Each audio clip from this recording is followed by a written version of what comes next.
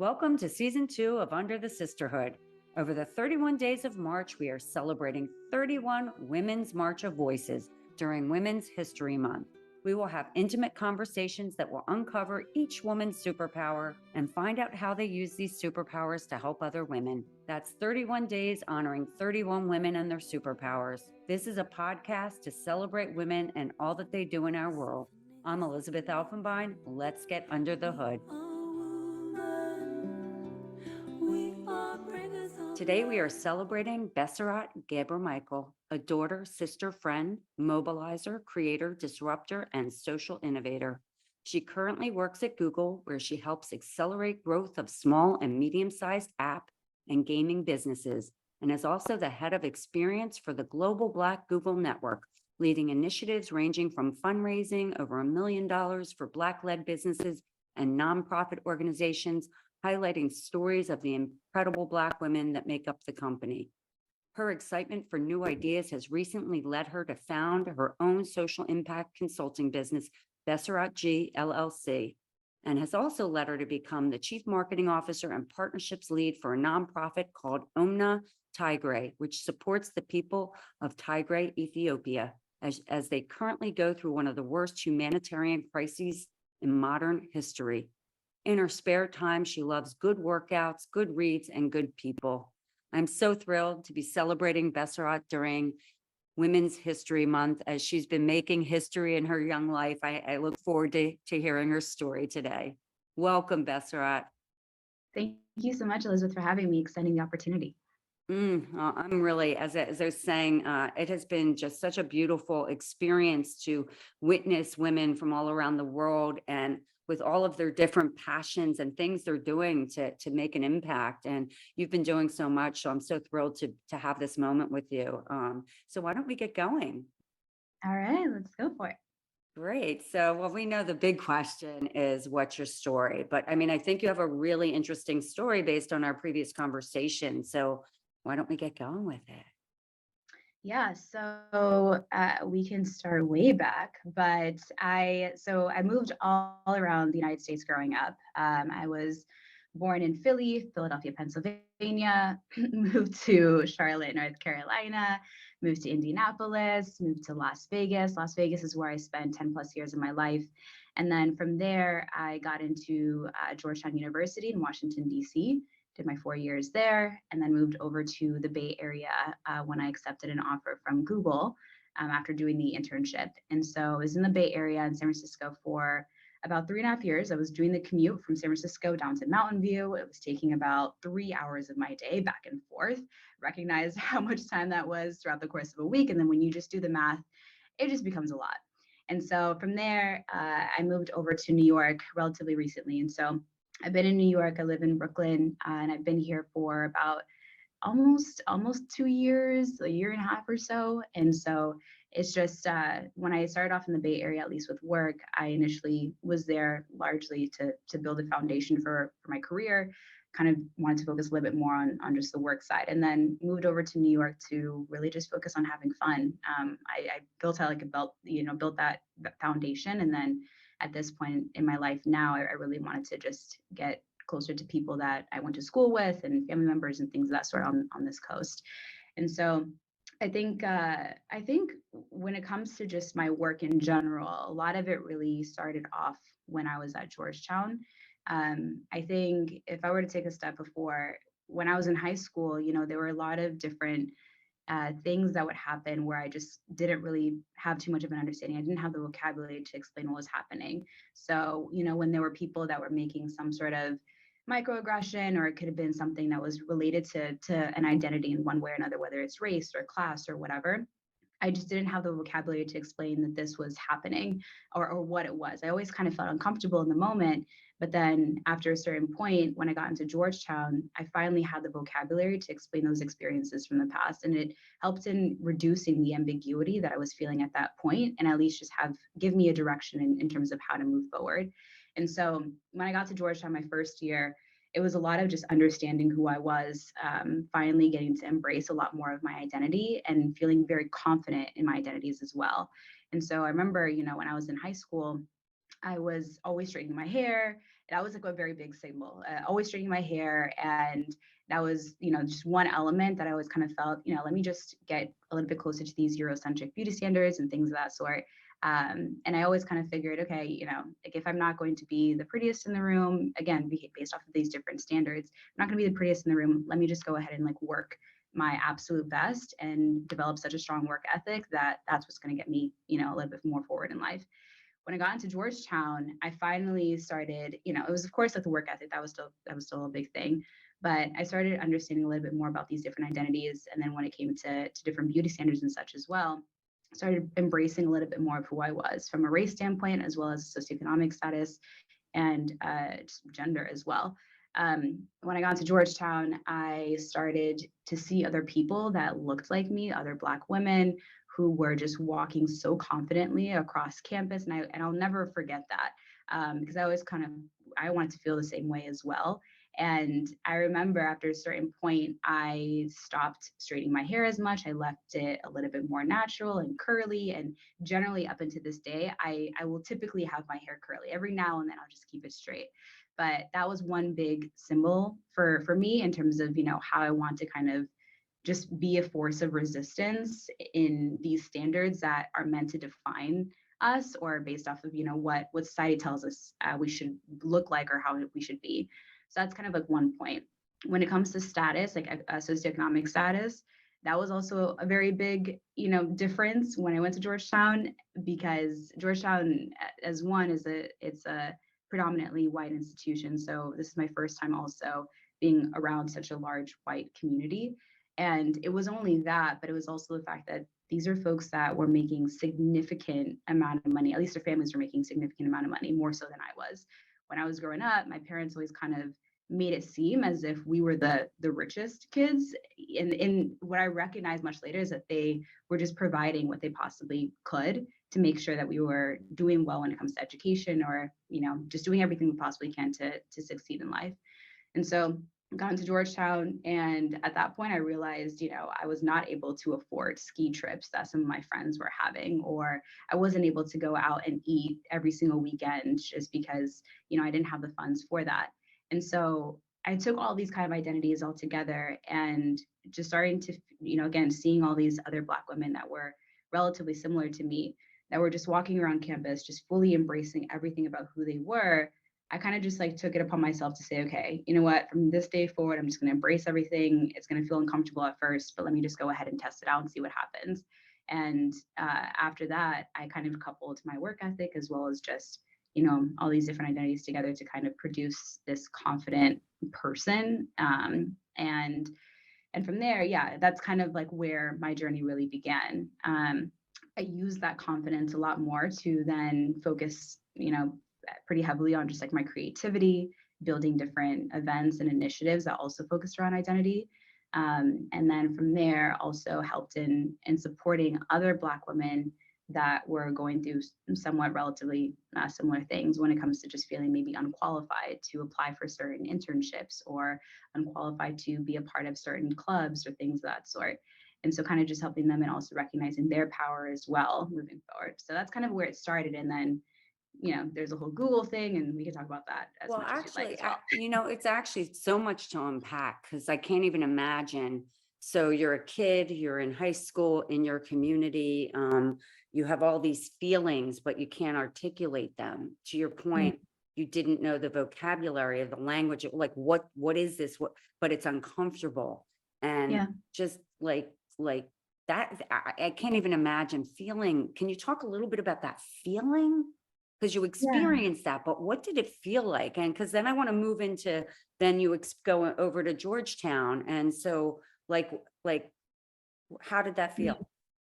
Yeah, I mean, during high school, it almost kind of feels like you're just lesser than, right? Mm, I remember when, like even when it comes to just like the boys and how like they would like certain girls, and it was always a certain type, right? Like it was like the girls who had lighter skin, or the girls who had straightened hair and things of that sort. And so for me, it was kind of like, all right, I don't have those types of, features. I don't look like them. And so it always kind of felt like I was just lesser than in comparison. But then I realized like much later, like, no, there's just other types of standards that, I don't necessarily need to align myself with these Eurocentric, standards, and I can just be who I am as an individual. But that's also kind of the reason why I was so focused on working hard when I was younger, so Mm. that was like the biggest feature about me. That, again, I'm not going to be the prettiest, which is fine. I'm not going to be the smartest, which is She's again also beautiful, fine. audience. She's beautiful. She's No, beautiful. You're going to be yeah, amongst the but prettiest. Who's the prettiest? That's so subjective. And it to your is. point, by your whatever standards. I mean, Yeah, yeah. So that's so yeah. funny. It Mm, was just such a thing, like in high school. I mean, it's always, high school drama and things of that sort. But yeah, when you feel lesser than, you just always you just don't feel comfortable being in these spaces. But again, I just felt like my work ethic was just what's really going to push me forward. And so I was just focused on that, working really hard, getting straight A's, and then things of that sort to kind of accommodate for these other qualities that I may not necessarily have. Is which when I she got does into have, but she Georgetown. didn't, of course, think she had. I want to, before you go on to Georgetown, I do want to poke a little Yeah. bit around, your childhood. Your parents did all they could to provide for you. You shared with me previously, and I know you're doing so much work for Tigray, Ethiopia. What was it Mhm. like growing up in your household that supported that? So you go out, and this is a really interesting sort of conundrum, if you will. Parents can only control so much in their home. We can make our children Yeah. feel amazing. They have all Yeah. these superpowers and wonderful, but then you leave the home and you go out to school and you have all these feelings that are in the external world that are hard to Yeah. articulate. How was that with your parents? And how was it growing up, um, Yeah.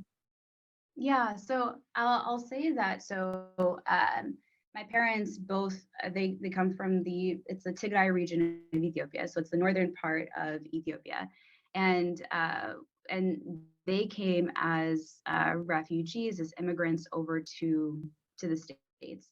And so a lot of that was also just them trying to kind of accommodate to a new place, and then also just experiencing what life in the U.S. could also look like, right? And so when I was growing up, my parents, they had a lot of like dreams and visions, like when they were back home, in terms of like what they could do for their careers and things of that sort. When they came to the US, the US is always just positioned as this place of opportunity and such. But really, what I recognize, and I think what they recognize as well at that time, is that unless you have access to certain types of people or access to certain types of wealth, you may not necessarily be able to seize those types of opportunities, right? And so my parents, my dad, he started off as a taxi driver, and then he's been an Uber driver, ever since the Uber revolution. And then my mom, she's largely been a housekeeper for a large part of her life as well within the States. And so we all grew up relatively low income. And so, but I remember like they would always do everything that they possibly could in order to make sure that, education always came first. So like for a lot of us, my parents, as well as like, the other Tigrayan communities that were around us, they were very focused around making sure that education always came first. And that was kind of like part of our values, right? Making sure that we were doing extremely well, that we were getting these straight A's, because they wanted us to live a life of success, whatever success may mean, because just they weren't able to get that in the most, I guess, structured sense, right? Like, or in terms of like getting all the money and things of that sort. And so so we focused a lot on education. A lot of the investment came down to education. So whether, there was like some sort of funding that was needed for a school field trip, or whether it was for, I don't know, some sort of extracurricular activity or anything, they were focused on making sure that they would cover that at all costs. And so that's why when I was growing up, I didn't really even think about socioeconomic status as much, because it always kind of felt like they were able to accommodate for a lot of the things that we needed to have. Wants were a different thing, right? Like when it came to just like random things at the store or whatever, if they could and they possibly, then they would help us. But for the most part, it was just like, let's just focus on investing in you and just making sure that you come out of here educated. So that was a really big thing. And then there was also another part of it where they put us into sports when we were younger. So I started off doing karate, I did cheerleading, I did boxing, I did a number of different exercises. And then now I continue working out. But I think that like a big part of that was also just developing a certain discipline around working hard, right? Like when it came to that's karate, for awesome. example. Yeah, Yeah, we did, I can relate to that. We did that with our kids. yeah, Where we just kept them busy, but also it gives them exactly. building those routines and the Yeah, discipline and the, to your point of, you could go and be that student with that work ethic because you had all this yeah, discipline in your life. And so that's, exactly. wow, they sound like wonderful people and, certainly the right values, giving you the opportunities. It's like creating the Yeah. runway for you to fly, right? Exactly. Yeah. And I think like, for Beautiful. the most part, yeah, it's like you work really hard and for them, like they kind of just like put this vision of what success could actually mean. And it meant at the time, at least for them, it was like having all this money, having a really great job that you like, it was a guaranteed kind of success. Like they kind of pushed me into a position of like wanting to become a doctor, for example. I did pre-med and I, got up to a certain point. Organic chemistry was the absolute worst. And I remember doing it at the same time as like economics and during college. But it's just like it was kind of like their path in terms of what can we do in order to make sure that she's the most successful. Like how can we best invest in her to make sure that she does really well in life. And that was also across like my other siblings as well. And so there was there's a number of things, and discipline from sports was really great. It also taught me a lot about working amongst teams, competition also. At the time it was about like how can I also outbeat other people within, like my group. But then after a certain time, I also recognize, actually the competition is just really me. It's like how can I beat the level that I was previously at? And so that was another big thing. But Did you yeah, feel I think pressure? those are Did you feel tricky. pressure though with that? It's interesting, you commenting, Yeah. them directing you towards becoming a doctor. I can relate. I had a Yeah. family like that. I was Yeah. never going to become the doctor. They were happy for me to go off to art school, but with my brother, and really Yeah. interesting. So I and my, so I can relate to that. But did you feel Yeah. pressure, by Yeah. their definition of what success looked like? 100%. I remember, like so after Georgetown or in, sophomore year, that was kind of the timeline when we really had to make a decision in terms of like what our major should be. And I remember being in, at Georgetown in one of these really big like halls where I was talking to some friends and I was really debating on whether or not I wanted to take the pre-med route or if I wanted to go towards like the business side. The business side just always felt so much more creative and, like I just felt like it was just a lot more freedom to explore versus the pre-med side, like I can do well in, but I just wasn't sure if I was going to get the same kind of fulfillment. And so I remember talking with my friends and I was like, all right, do I take on this path or whatever? And my friends were just like, you know what? They were just so over me because I was just asking a lot of questions and about whether or not this would work and things of that sort. And I finally used that opportunity with other really good friends to kind of say, okay, you know what, I'm just going to move forward with the business path. All of my internships have generally been around the marketing or like the more creative side, even throughout high school, going up into college as well.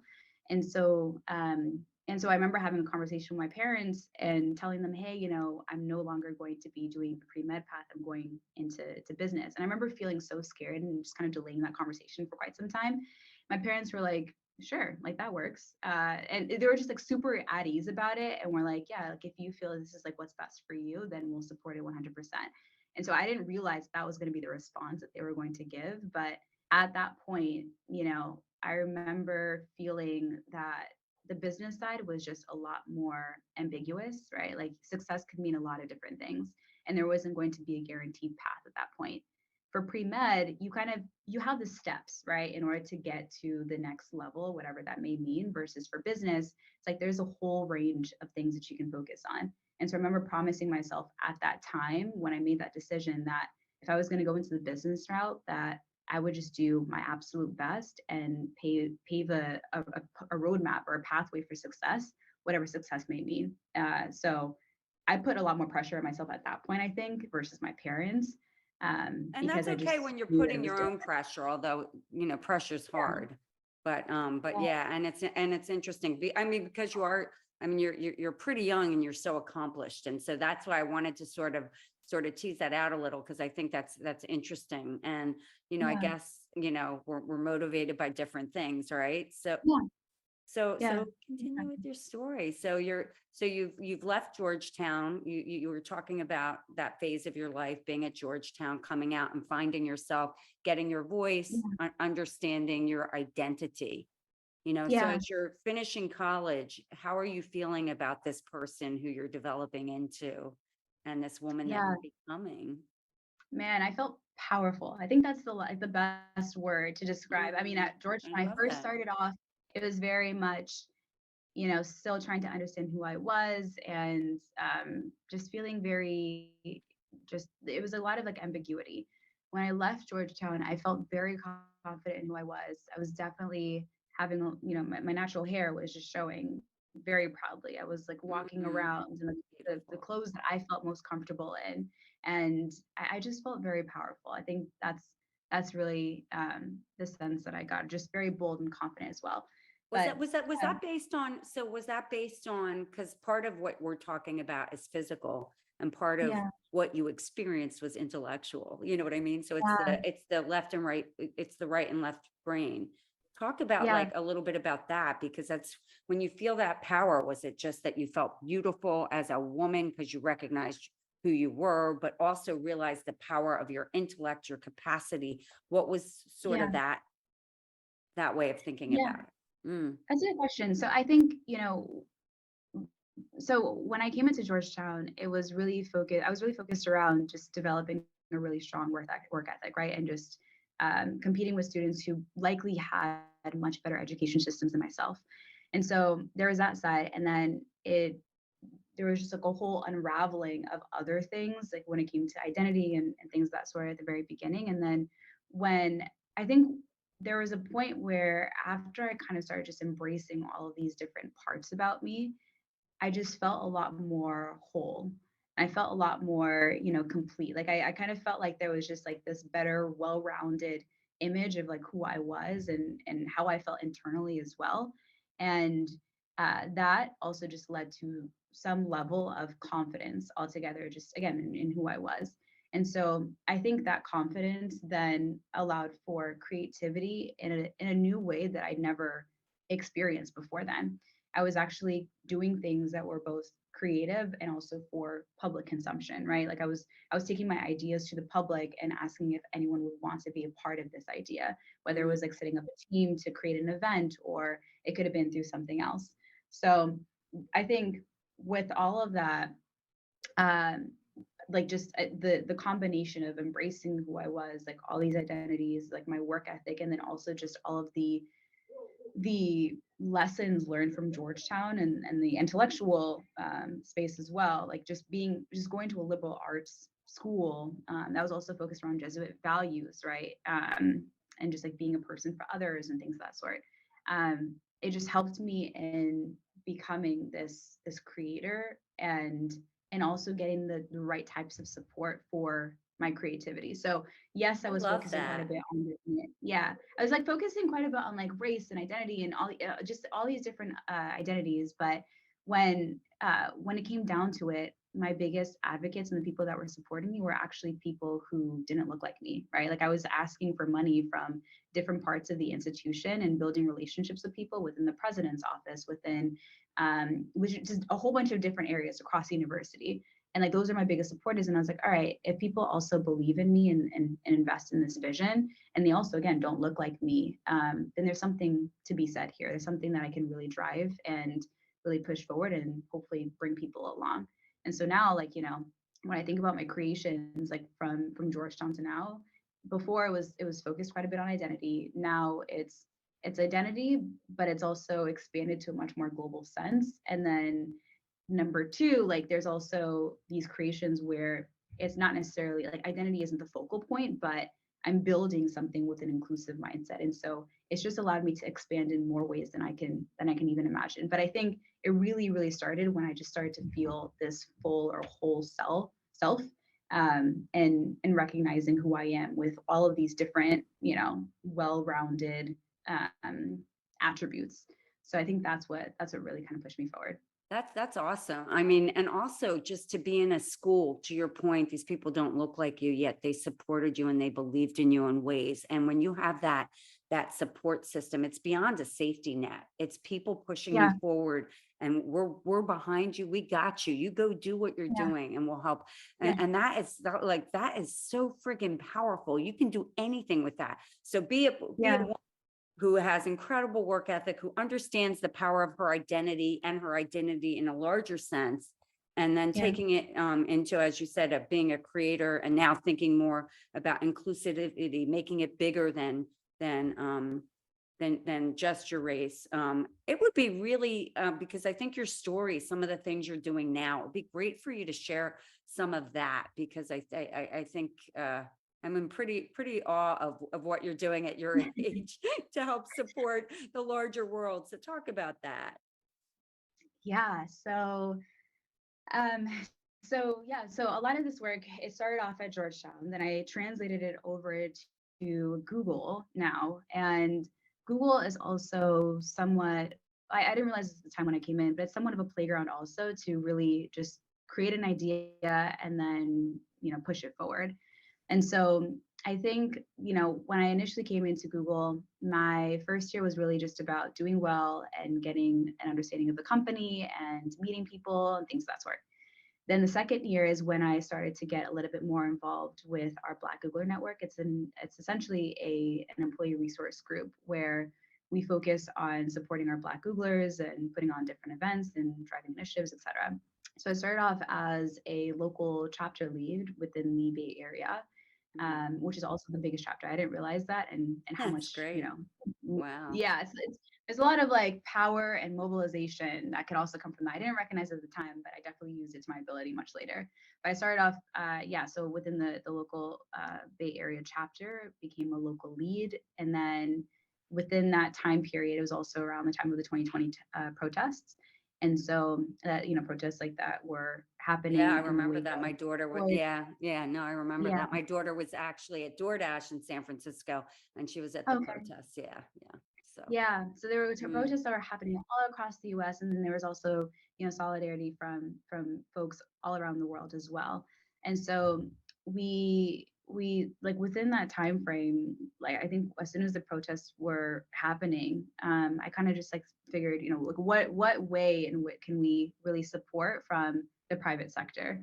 Um, like Google at an institutional level at the time was supporting a lot of the long-term racial justice efforts, which is incredibly important, right? So we were supporting the NAACP, the Equal Justice Initiative, a lot of like large organizations of that sort. And then where I found a gap is in recognizing that a lot of these racial justice efforts from the long term really do matter, and I think we should be putting all of our efforts in supporting them.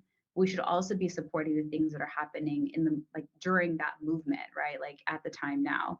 And so we wanted to find a way to better support different protesters as well as people who were driving campaigns for protests. And so as a local lead in collaboration with my director, we essentially created a music for good campaign, fundraising campaign, where we essentially created a fundraiser that led to around 500 or so $1,000 in Googler-led fundraising, which is really amazing. wow, that's So it's really wow. Googlers who were Hmm. contributing, yeah. And That's then wonderful. we had like a DJ, who was a Googler, a really great friend, who also came in and played some music, and it was just like this beautiful moment of kind of solidarity when I just can't even, I don't know, like even now, like 3 years later, I just don't know how to best describe that moment because it was just such a beautiful moment where we brought all these different people across the company together. We spread the word through not only the different employee resource groups, but also through VPs, vice presidents within the company. And they were also just sharing the word and getting a lot of people to donate and support us in this effort. And it started off literally just like with two people having this idea and wanting to make some sort of an impact at the time for these like local efforts that were happening across the nation. And so that was really great. And then from there, it kind of led to an idea around, 2020 was also the time of the emergence of the pandemic. And so with that, we saw that there were a lot of Black owned businesses that were local Black owned businesses that were getting shut down because of a number of different reasons. So people weren't going outside as much, and there just wasn't as much foot traffic. And so because of that, we wanted to see if there was a way also to support these local Black owned businesses through sales. And so usually, during the winter holiday season, a lot of folks will shop with a number of different brands, like they'll go to the mall and they'll shop from like these different stores that are making quite a bit of money. And so we wanted to see if there was a way in which we can encourage people to actually shop with these local Black-owned businesses for their winter holiday shopping. And they have like an amazing set list of different products and things of that sort. And so we asked the community for, recommendations, nominations. We brought together around 160 local businesses all across the US. Wow. And then we were able to support them through sales. We had like an internal platform where Googlers were able to then support these businesses and buy different products from them, which was also really amazing. And then from there, like it also inspired other communities within Google to do the same for their own communities as well. From there, I moved over to doing some things around, also around the pandemic, there was just a lot of isolation and a lack of, community that people were feeling. And so we found a way to better like highlight the Black women that were all across the company. And so with this one, this was really fun one because we started off with three Black women. So it was me and then the two other co-founders, Brittany and Rachel. And all of us came together and we're like, all right, let's just nominate 5 Black women. And then let's ask them to then nominate 5 other Black women. And we went all the way up into 100 or so Black women across the company globally. And we had them share their stories.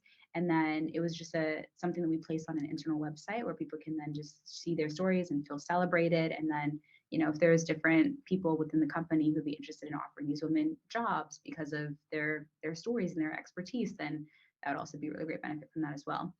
Started that off, did it really well. We got up to 100 from there. And it, like I remember within seconds of us launching the site, it crashed because everyone was just trying to rush to it as quickly as possible. And That's a so wonderful accident, right? it is. I mean, it's sort of an oxymoron. It is, Because yeah. It you want it to work, but gee, you have so many people flooding the gates. It's brilliant. Awesome. was great. Yeah. Oh, So that happened. And then, that was the first year. Second year, we actually put in instead of like Black women nominating other Black women, we gave the opportunity for just Googlers all around to nominate Black women, and we got over 700 nominations. I don't know if there were, I mean, there may oh be my there are 700 goodness. Black women at the company, but it was just people that were so excited about nominating other people within their networks within the company that just made it all the more beautiful. So those are some things. And then, I do some work also with our startups, Black and Brown, Black Latino veteran founders, and Mm. essentially helping them getting access to different resources and supporting them through their journey as well. And then, moved from there over towards now, like I kind of like wanted to see how I can also make an impact outside of Google, beyond just some of these different efforts. And there were there's one, like I essentially helped in building a nonprofit with a number of different folks, called Omna Tigray, which is kind of like what you mentioned at the beginning. It's essentially a global nonprofit organization that's supporting the people of Tigray, which again is a region in northern Ethiopia. And for brevity, in November of 2020, the Ethiopian government, in partnership with the Eritrean government, so the Eritrea is right above Ethiopia, waged a war on the Tigray government, which ultimately led to a war on the people. And so this is particularly devastating. One, I do have family there, like my last living grandmother is there, as well as a lot of family members. But outside of that, it's a humanitarian crisis. Like there were a number of people that were being impacted outside of my family. It felt like there was this collective kind of pain. And so That's an with all interesting of way of that, putting it. Mm-hmm. Mm. yeah, it's like when you see someone who's, in one way or another hurt or killed or whatever, it almost feels like that's your family as well. And so like these atrocities, like it included around 600,000 or so people killed. Like there was a telecommunications blackout also for the past 2 years, and so you can only imagine like what it means to not have any access to phone lines or internet for 2 years. And then People. for us within the diaspora, it's like we don't have access to understand whether or not our family members are even still alive, right? So like there's just a really strong pain through that. And then throughout the entire time, women and girls were also particularly facing the brunt of that violence through conflict related sexual violence, which is a big part of this war. And so with our organization, we focus on a number of Tigrayans, but we particularly honed in on women in that we've supported them as refugees. We've also supported them with, kind of bringing their stories to light through whether it's media or investigative bodies, of course, doing it in a very sensitive, intentional way. And then also now working with an organization called Hedrina, which is a nonprofit within Tigray that that essentially brought an issue to us forward in that they said, a lot of women, because of the lack of food aid that's coming into the region, they're going over to commercial sex work to support themselves as well as their families. And so we essentially worked with Hedrina to develop a program to give them funding for their own businesses as well as skills training to then That's give them the brilliant. opportunity and the empowerment to, start a business of their own. So it just gives them like more choice and more ability to support themselves. And that's just one big thing that we've been focusing on as of currently. But yeah, so there's been a number of things. You're It's been busy. You're really I'm busy. busy. Busy I'm busy, but doing important work though. I have to point out, yeah, like it's one thing, and I understand having the job and Google giving you so much a wonderful playground, but more of a platform to be your best self and to really show up and do these different things because it's such a huge organization. So if you're, yeah, and I think there's a word I've been wanting to say throughout this entire conversation is you're such a leader. And so that mhm, opportunity to go in and be in Google and take advantage of everything that's there, only a yeah, leader will go and sees that. A leader goes out yeah, and sees that a community, there's a humanitarian crisis. It happens to be where your family is from. That's devastating. yeah, It's going to be even more poignant to you. But yeah, taking the initiative to affect change, that's really like, I'm like, poof, it's like, whoa, well, yeah. I mean, because how old are you again? I know how old you are, but I I'm 27, about to okay. turn So I 28 think this that's year. an important point. At 27 years old, you could be Yeah, out just playing, doing your job, playing, but you yeah, see the need to go out and support communities larger than yours and try and affect change in a way. And I mean, that's really yeah, not just admirable. That seems like a small word. It's so inspiring, and it's really your parents. Now, see, you don't have to be a doctor for me. I'd be over the moon, yeah, over the moon, with what you're doing. So continue on. So you're here today, you're doing this work. Is yeah, your life balanced? Are you feeling good about like because you're busy, right? yeah, yeah. I've definitely recognized that I need to take time for myself, whatever that means, right? In order to make sure that I can balance all of these things also. For me, I appreciate not having necessarily a routine. Like I like being able to move from one thing to another because it keeps me going and it keeps me excited and just being able to move forward. But I will say that, one thing that I always prioritize is my workouts. I go hot Pilates, I do weightlifting, I do both of them because it helps me in just clearing my mind and at least just feeling a little bit more centered and balanced. And people always know, because I swear by my calendar. And so if there's a block for my workout, people know not to touch that time. And I'll always move things, even if people try to, maybe they accidentally add some time on top of it or whatever. I'll always move it because I need that time for myself in order to Good really for you. make sure that I'm like solid.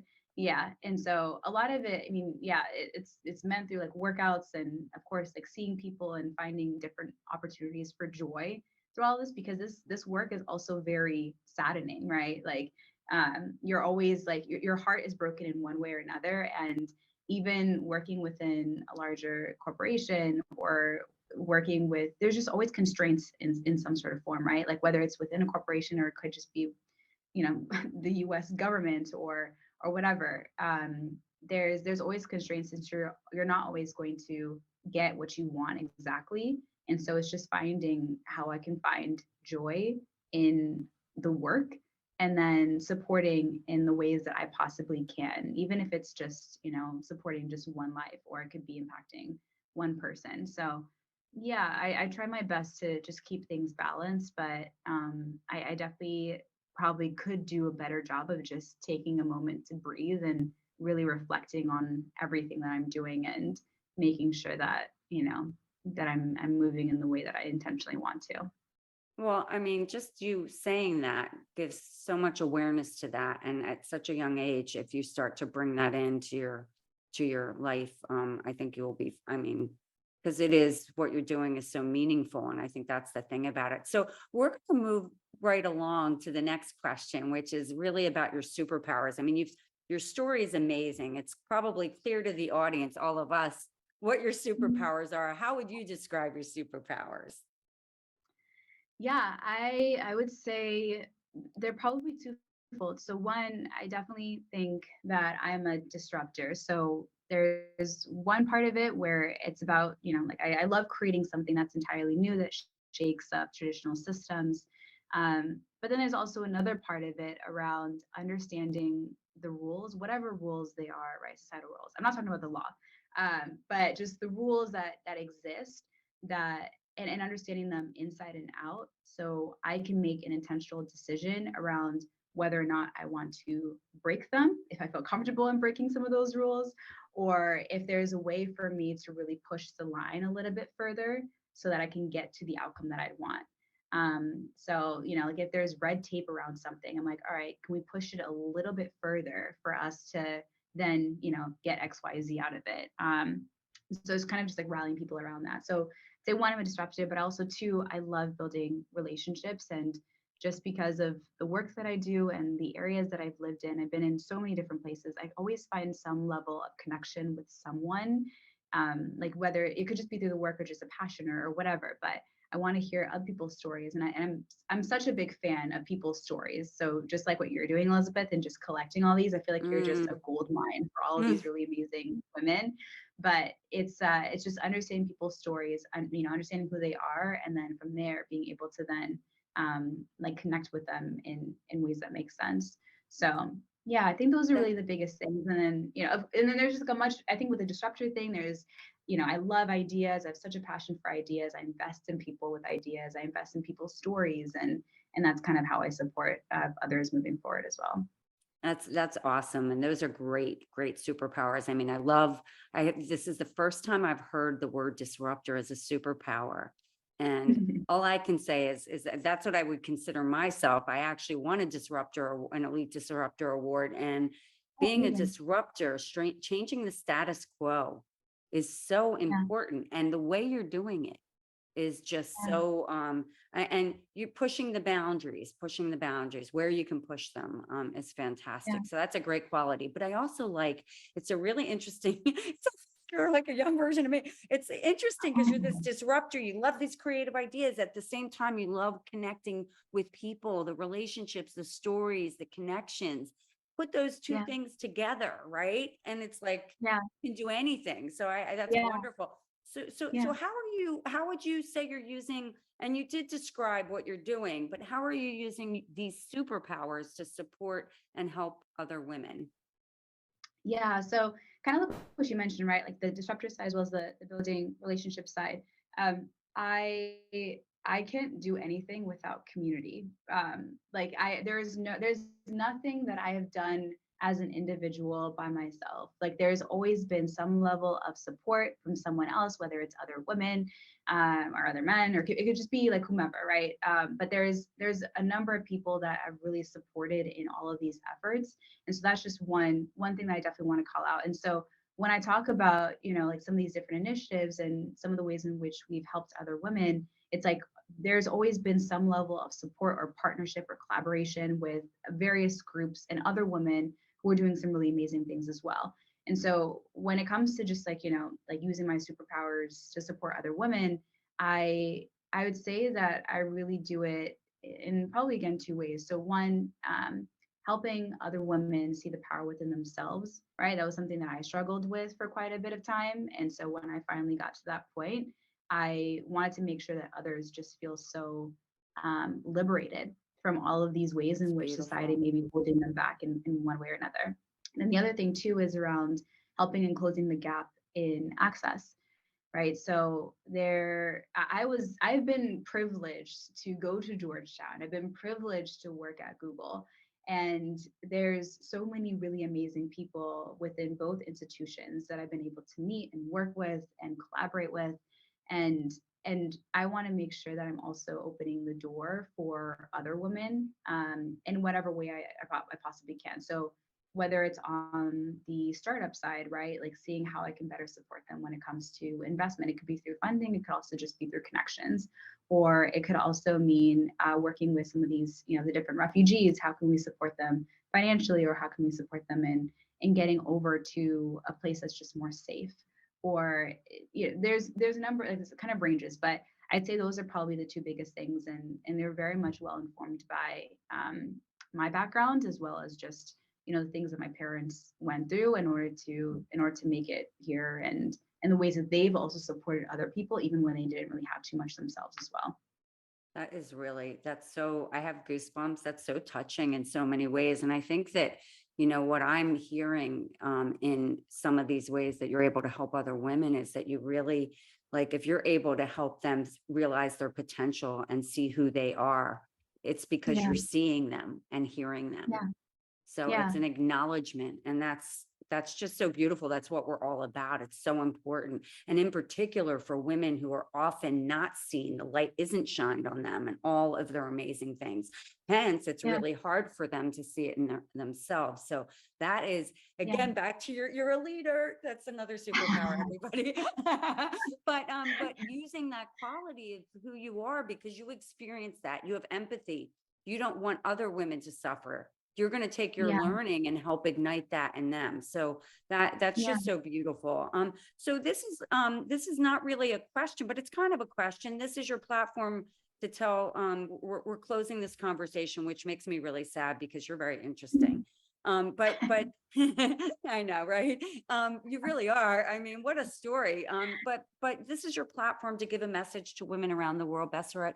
I mean, women of all ages, young, old, every age in between, all backgrounds, identifying with Mhm. being a woman, and then all cultures. What's the message you want to leave women around the world?